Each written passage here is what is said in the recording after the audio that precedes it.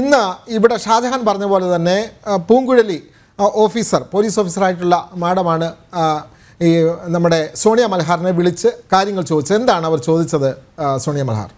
എന്നായിരുന്നു ഈ സംഭവം നടന്നത്, എന്തായിരുന്നു അന്ന് നടന്ന കാര്യങ്ങൾ, അതിനെക്കുറിച്ച് വിശദീകരിക്കാൻ പറഞ്ഞു. അത് പറഞ്ഞു.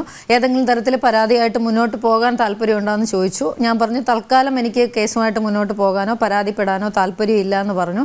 ഏതെങ്കിലും തരത്തിലൊരു മൊഴിയെടുക്കാനോ അങ്ങനത്തെ എന്തെങ്കിലും കാര്യങ്ങൾ വന്നാൽ സഹകരിക്കുമെന്ന് ചോദിച്ചു. തീർച്ചയായിട്ടും അതൊരു ലീഗലി വാണ്ടഡ് ആയിട്ടുള്ള കാര്യമാണെങ്കിൽ ഉറപ്പായിട്ടും ഞാൻ സ്റ്റേറ്റ്മെൻറ്റ് തരാൻ വേണ്ടി തയ്യാറാണെന്ന് പറഞ്ഞു. ആ വ്യക്തിക്കെതിരെ പരാതി കൊടുക്കാനോ മറ്റു നടപടികൾക്കോ നമ്മുടെ സപ്പോർട്ട് വേണമെങ്കിൽ അത് തുറന്ന് പറയാമെന്ന് പറഞ്ഞു. ഞാൻ പറഞ്ഞു ഇല്ല മാഡം, അതിൻ്റെ ആവശ്യം ഇപ്പോൾ വരുന്നില്ല. പേര് ചോദിച്ചു. മാഡം ഞാൻ മാഡത്തിനെ കാണാമെന്ന് പറഞ്ഞിട്ടുണ്ട്. കാണുന്ന സമയത്ത് അതൊരു രഹസ്യ സ്വഭാവമുള്ള കാര്യമായതുകൊണ്ട് കൊണ്ടാണ് നമ്മൾ ഈ ചാനൽ പോലും ആ പേരുകൾ പറയാത്തത്. കാരണം അന്വേഷണം നടക്കുന്ന ഒരു കേസ്, അന്വേഷണം നടക്കുന്നുണ്ട്. ഷാജഹാൻ അങ്ങനെയൊക്കെ പറഞ്ഞാലും പോലീസ് ഓഫീസറെ പറ്റിയൊക്കെ ആക്ഷേപം ഉണ്ടെങ്കിൽ അന്വേഷണം നടക്കുന്നുണ്ട്. സലിം മടവൂർ, ഇവിടെ ഒരു കാര്യം, ഇത്തരം ഒരു പരാതി വരുമ്പോൾ സാംസ്കാരിക മന്ത്രി പറഞ്ഞത് എന്താ? അതൊക്കെ അവിടെ നിൽക്കട്ടെ, രാജിയൊക്കെ അവിടെ നിൽക്കട്ടെ, രാജിവെക്കാൻ വരട്ടെ. അത് അങ്ങനെ ആരോപണം വന്നാൽ രാജിവെക്കാൻ പറ്റുമോ എന്നാണ് സജി ചെറിയാൻ ചോദിച്ചത്. അവസാനം രഞ്ജിത്തിന് രാജിവെക്കാൻ തരമില്ലെന്നായി എന്ന് വന്നപ്പോഴാണ്, സർക്കാരിന് കൂടെ നാണക്കേട് വന്നപ്പോഴാണ് രഞ്ജിത്ത് രാജിവെക്കുന്നത്. അങ്ങനെയാണ് ഒരു സാംസ്കാരിക മന്ത്രി പറയേണ്ടത്. ഒരു ഉദാഹരണം ആദ്യം പറയാം. സോണിയ മൽഹാർ, അവരെ ഞാൻ ബഹുമാനിക്കുന്നു. അവര് ശക്തമായ നിലപാടെടുത്തു. കൃത്യസമയത്ത് തന്നെ ആ വ്യക്തിയോട് പ്രതികരിച്ചു.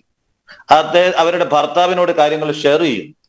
അവരുടെ ഭർത്താവ് നല്ല മൂല്യബോധമുള്ള ആളായതുകൊണ്ട് വളരെ കൃത്യമായിട്ട് ഇതിൽ ഇടപെടുന്നു. അവർക്ക് ശക്തമായ പിന്തുണ കൊടുക്കുന്നു. എല്ലാ കുടുംബത്തിലും ഇത്തരത്തിലുള്ള ശക്തമായ പിന്തുണ കിട്ടിക്കൊള്ളണമെന്നില്ല. സോണിയ മൽഹാർ അത് കിട്ടുന്ന ഒരാളാണ്.